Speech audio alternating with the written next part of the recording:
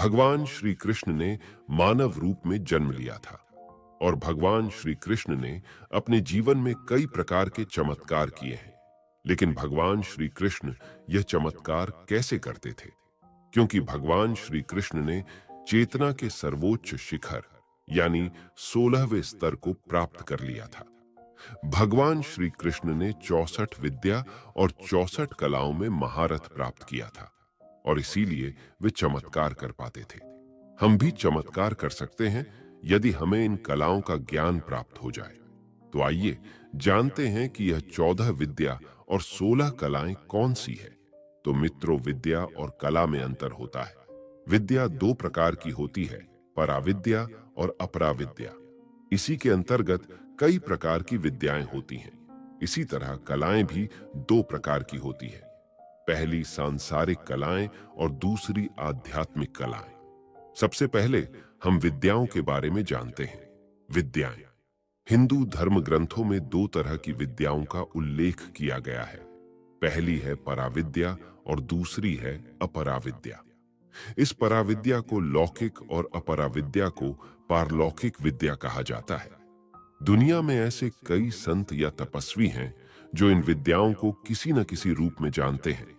वे इन विद्याओं के बल पर ही भूत भविष्य का वर्णन कर देते हैं और इसके बल पर ही वे चमत्कार करने की शक्ति भी प्राप्त कर लेते हैं। शिक्षा, कल्प, व्याकरण, निरुक्त, छंद, नक्षत्र, वास्तु, आयुर्वेद, वेद, कर्मकांड, ज्योतिष, सामुद्रिक शास्त्र, हस्तरेखा, धनुर्विद्या आदि यह सभी पराविद्याएं हैं। लेकिन प्राण विद्या, त्राटक, सम्मोहन, जादू, टोना, स्तंभन, इंद्रजाल, तंत्र, मंत्र, यंत्र, चौकी बांधना, गार गिराना, सूक्ष्म शरीर से बाहर निकलना, पूर्व जन्म का ज्ञान होना, अंतर्ध्यान होना, त्रिकालदर्शी बनना, मृत संजीवनी विद्या, पानी बताना, अष्ट सिद्धियां, नवनिधियां आदि अपरा विद्याएं हैं।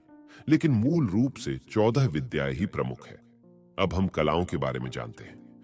कलाएं कलाएं दो प्रकार की होती है, सांसारिक कलाएं और आध्यात्मिक कलाएं। सांसारिक कलाओं में मार्शल आर्ट, भाषा, लेखन, नाट्य, गीत, संगीत, नौटंकी, तमाशा, वास्तुशास्त्र, स्थापत्य कला, चित्रकला, मूर्तिकला, पाक कला, साहित्य, बेल बूटे बनाना, नृत्य, कपड़े और गहने बनाना, सुगंधित वस्तुएं, इत्र तेल बनाना, नगर निर्माण, सुई का काम, बढ़ई की कारीगरी, पीने और खाने के पदार्थ बनाना, पाक कला, सोने, चांदी, हीरे, पन्ने आदि रत्नों की परीक्षा करना, तोता मैना आदि की बोलियां बोलना इत्यादि सांसारिक कलाएं हैं।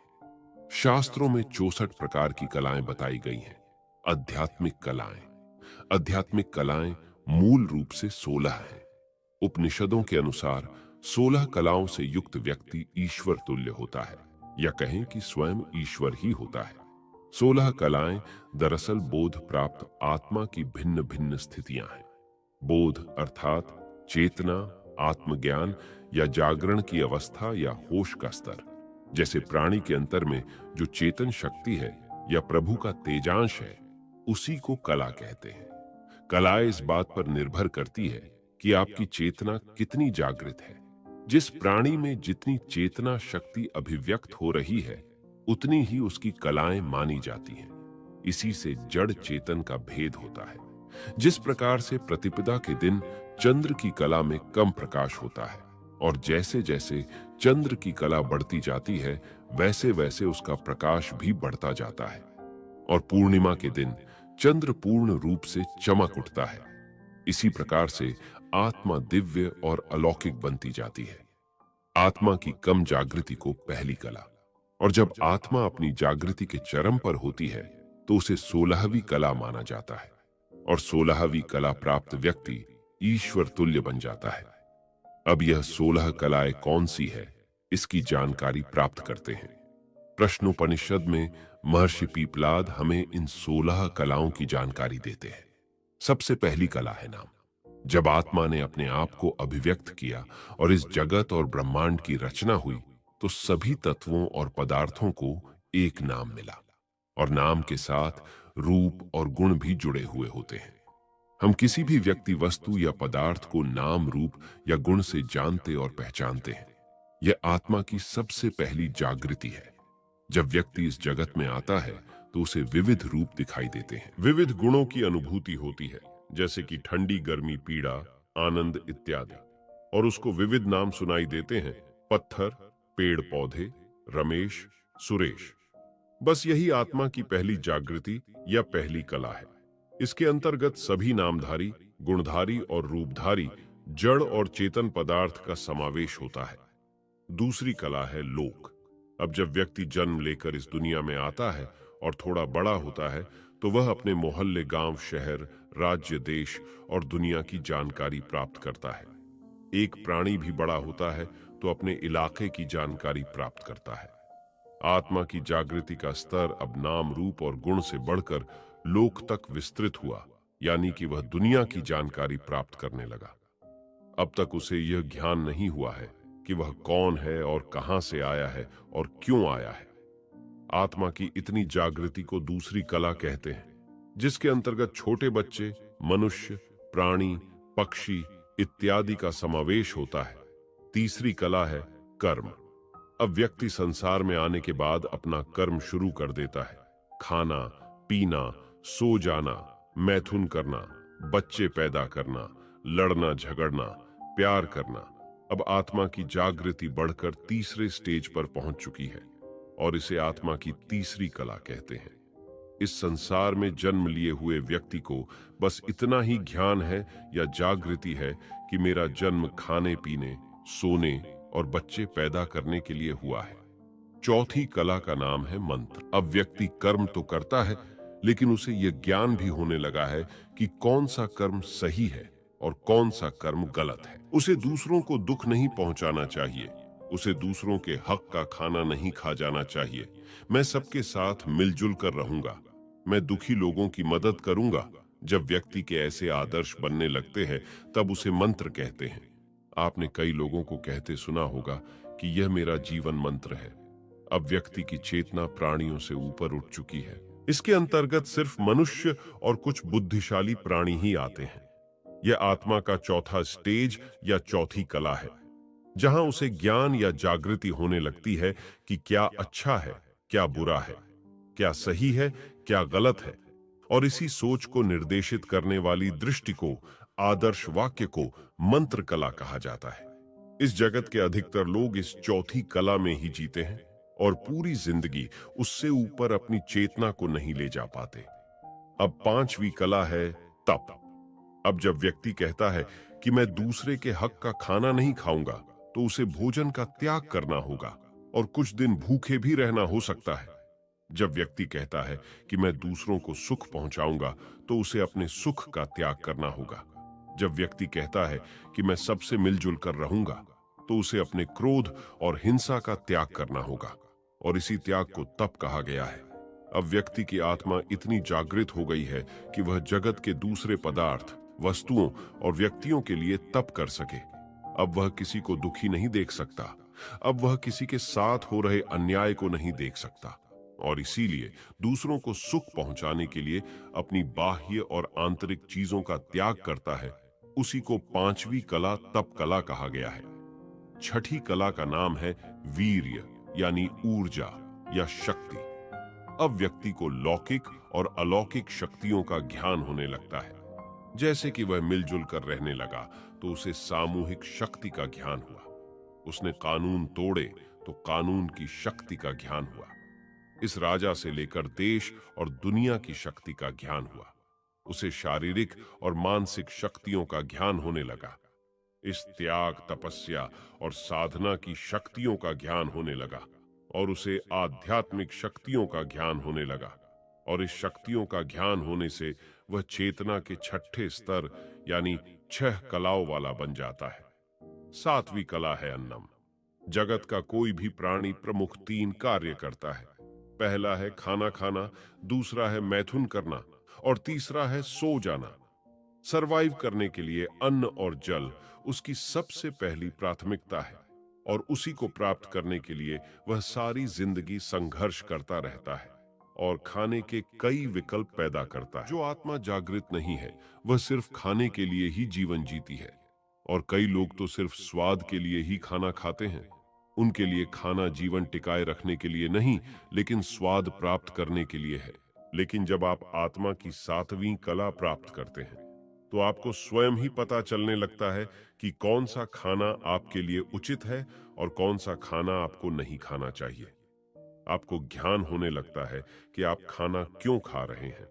आपको किसी से पूछने नहीं जाना पड़ता कि आप उपवास में क्या खाए और क्या न खाए। इसका आपको स्वयं ही ज्ञान होने लगता है। आपको मांसाहार करना चाहिए या नहीं करना चाहिए, आपको फलाहार करना चाहिए, अन्नाहार करना चाहिए या उपवास करना चाहिए, इस बात को आप स्वयं ही जान लेते हैं। अब खाना आप सिर्फ स्वाद के लिए ही नहीं खा रहे होते हैं। यदि आपको 5 पकवान मिले हैं तो भी आप ज्यादा खुश नहीं हो जाते, और यदि आपको सूखी रोटी भी खाने को मिली है तो भी आप दुखी नहीं हो जाते, क्योंकि आप चेतना के आत्मा के छठे स्तर पर पहुंच चुके हैं। आत्मा की सातवीं कला का नाम है मन। कई साधक और तपस्वी इस सातवीं कला तक पहुंच जाते हैं। यहां पर पहुंचकर आपको मन का ज्ञान होने लगता है। आपको मन और आत्मा में क्या अंतर है ये दिखाई देने लगता है। आपको आत्मा के मनोमय कोश का ज्ञान होने लगता है। आपको मन के क्रियाकलापों, चंचलता और मन किस प्रकार से शांत और स्थिर हो सकता है इसका ज्ञान होने लगता है। आप जान जाते हो कि मन किस प्रकार से मुक्ति और बंधन का कारण है। आपका जो मन परिस्थितियों से, घटनाओं से, वस्तु, व्यक्ति और पदार्थ से दुखी, द्रवित और खुश हो जाता था, अब उसका पूरा कंट्रोल आपके हाथ में आ जाता है। जब व्यक्ति मन पर विजय प्राप्त कर लेता है तो वह 7 कलाओं वाला बन जाता है। आत्मा की 8वीं कला है इंद्रियां। अब आपने मन पर तो नियंत्रण प्राप्त किया है, लेकिन मन को चलाने वाला और मन को खींच के ले जाने वाली इंद्रियां हैं। इंद्रियां जहां जाएगी आपका मन भी वहां चला जाएगा। इसीलिए इंद्रियों पर नियंत्रण प्राप्त करना भी अत्यंत जरूरी है। पहली है स्वाद इंद्रिय, जो आपको विविध प्रकार के स्वादों की ओर आसक्त करेगी, आपको खींच कर ले जाएगी। लेकिन इस 8वें स्तर पर आ जाने पर आपके लिए स्वाद महत्वपूर्ण नहीं है। नेत्र इंद्रिय आपको बहुत सुंदर, बीभत्स, भयानक, हिंसात्मक, इरोटिक्स दृश्य के प्रति आसक्त करेगी, लेकिन इस कला के प्राप्त करने पर आपके लिए वैसे दृश्य कोई मायने नहीं रखेंगे। श्रवण इंद्रिय आपको मधुर संगीत, मीठी बातें, निंदा, गालियां जैसी आवाजों की तरफ खींच कर ले जाएगी, लेकिन ऐसी आवाजें आप पर कोई अच्छा या बुरा प्रभाव नहीं डाल सकती। जनन इंद्रिया आपको मैथुन के प्रति आसक्त करेगी, लेकिन आप मैथुन करें या ना करें, आप पर आपका उस पर पूर्ण नियंत्रण है। आपको पूर्ण जागृति होती है कि आपको मैथुन कब करना है और क्यों करना है, और कब नहीं करना है, और ब्रह्मचर्य का पालन करना है। इसी प्रकार सभी इंद्रियों पर आप नियंत्रण प्राप्त कर लेते हैं तो आप 8 कलाओं के स्वामी बन जाते हैं। और यहाँ तक कुछ सिद्ध योगी ही पहुंच सकते हैं जिन्होंने अपने मन और इंद्रियों पर पूर्ण नियंत्रण प्राप्त कर लिया है। 9वीं कला का नाम है पृथ्वी। मैं बड़ा हूँ, मैं सुंदर हूँ, मैं सबसे योग्य हूँ, मैं सबसे ईमानदार हूँ, सभी लोग मेरा बहुत आदर करते हैं, सभी मुझसे डरते हैं, सभी मुझे पसंद करते हैं, मेरी योग्यता के कारण लोग मुझसे ईर्ष्या करते हैं। ऐसे भावों से जब आप ऊपर उठ जाते हो, आपके अंदर से अहंकार नष्ट हो जाता है, तब आप पृथ्वी तत्व पर नियंत्रण प्राप्त कर देना शुरू करते हैं। आप जान जाते हो कि ना तो आप किसी से बेहतर हो और ना ही किसी से अलग हो और ना ही किसी से श्रेष्ठ हो, क्योंकि आपका निर्माण इस पृथ्वी तत्व के अणुओं से हुआ है, जिससे सारे ब्रह्मांड का भी निर्माण हुआ है। पृथ्वी तत्व के सक्रिय होने से अब आप में ठहराव आने लगता है, आपके विचारों में और आपके कार्यों में भी। और अब आपका मूलाधार चक्र सक्रिय होना शुरू हो जाता है। और जब पृथ्वी तत्व पर पूर्ण नियंत्रण प्राप्त हो जाता है तो आपको कई सिद्धियां मिलना शुरू हो जाती हैं। आपको अणिमा और लगिमा नाम की सिद्धियां प्राप्त होती है, यानी आप अपने शरीर को बड़ा या छोटा कर सकते हो। आप किसी भी पदार्थ को किसी अन्य पदार्थ में रूपांतरण कर सकते हो। आप शरीर पर पड़े जख्मों को ठीक कर सकते हो। आप किसी भी बीमारी को ठीक कर सकते हो। आप में हीलिंग पावर आ जाती है और इस प्रकार से आप 10 कलाओं के मालिक बन जाते हैं। 10वीं कला का नाम है जल। अब आपकी चेतना का स्तर इतना ऊपर उठ चुका है कि आप जल तत्व यानी कि जो विविध फोर्स यानी कि बल है, जैसे कि गुरुत्वाकर्षण बल, विद्युत चुंबकीय बल, पेशीय बल, यांत्रिक बल, घर्षण बल, इसका ज्ञान प्राप्त होने लगता है। और इसके लिए आपको कोई वैज्ञानिक होने की जरूरत नहीं है। आप इन बलों पर नियंत्रण प्राप्त कर सकते हैं और आपको कई सारी सिद्धियां प्राप्त हो जाएंगी, जैसे कि गरिमा और लगिमा, यानी कि आप अपने शरीर को या किसी भी वस्तु को बहुत ज्यादा भारी या हल्का बना सकते हैं। जिस प्रकार से नीम करोली बाबा ने ट्रेन को इतना भारी बना दिया कि वह 1 इंच भी आगे न बढ़ सकी, और भगवान श्री कृष्ण ने अपनी एक उंगली पर पूरे गोवर्धन पर्वत को उठा लिया, और भगवान हनुमान पूरे पर्वत को उठाकर लंका ले गए। आप में काबिलियत आ जाती है कि आप किसी भी चीज को आकर्षित कर सकते हैं, उसे अपने पास ला सकते हैं या दूर भेज सकते हैं। आप अपनी बुद्धि का निरीक्षण करने में और उसका सही उपयोग करने में सक्षम बन जाते हैं। 11वीं कला का नाम है अग्नि। अब आपकी तीसरी आंख यानी कि ज्ञान चक्षु खुल जाते हैं। आप किसी भी वस्तु में आग पैदा कर सकते हैं। आप ठंडी या गर्मी यानी कि तापमान पर नियंत्रण रख सकते हैं। आपका आभा मंडल यानी कि ओरा मंडल बहुत ज्यादा बड़ा होने लगेगा। अब आपको प्राप्ति नाम की सिद्धि प्राप्त हो जाती है, जिसके अंतर्गत आप किसी भी पशु पक्षी और जीव जंतु की भाषा को समझ सकते हैं। 12वीं कला का नाम है वायु। अब आपकी आत्मा इतनी ऊपर उठ चुकी है कि आप वायु तत्व पर नियंत्रण प्राप्त कर आकाश में उड़ सकते हैं और जमीन के अंदर भी जा सकते हैं, पानी के अंदर भी कई दिनों तक रह सकते हैं। इसी को प्राकाम्य सिद्धि कहते हैं, जो वायु तत्व पर नियंत्रण प्राप्त करने से मिलती है। 13वीं कला का नाम है आकाश। आकाश तत्व में पूर्ण नियंत्रण हो जाता है। कहा हुआ प्रत्येक शब्द सत्य होता है। समस्त पंचभूतों से एकरूपता हो जाती है और सब पर नियंत्रण हो जाता है। जड़ चेतन इच्छानुसार कार्य करते हैं।